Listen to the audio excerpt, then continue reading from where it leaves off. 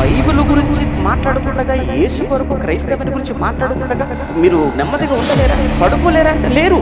అలా అని మనం మాట్లాడడం పెద్ద విషయం కాదు. వాళ్ళు బైబిల్ అన్నారు కదా అని మనం వారి గ్రంథాలను మాట్లాడడం పెద్ద విషయం అంటే. ఈ యూట్యూబ్లు ఉన్నాయి చూసారా, యూట్యూబర్స్, వాళ్ళకి ఏమైనా పనులు ఉన్నాయా?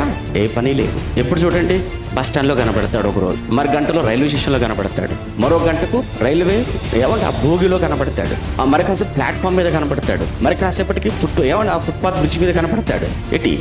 ఎక్కడ పడితే అక్కడే, ఎక్కడ పడితే అక్కడ మాట్లాడడం, ఎక్కడ పడితే అక్కడ వీడియోలు తీసుకోవడం, ఎక్కడ పడితే అక్కడ యూట్యూబ్లో అప్లోడ్ చేసుకోవడమే.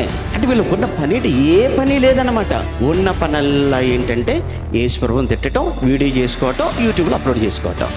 ఉన్న పనుల్లో ఒకటే క్రైస్తవ్యాన్ని దూషించడం, ఒక వీడియో చేసుకోవటం, అప్లోడ్ చేసుకోవటం. మీకు తెలుసు ఎవరి గురించి మాట్లాడుతున్నారో వాళ్ళ పేర్లు చెప్పాల్సిన అవసరం లేదు. కానీ ఒక్కసారి మీరు ఆలోచించండి,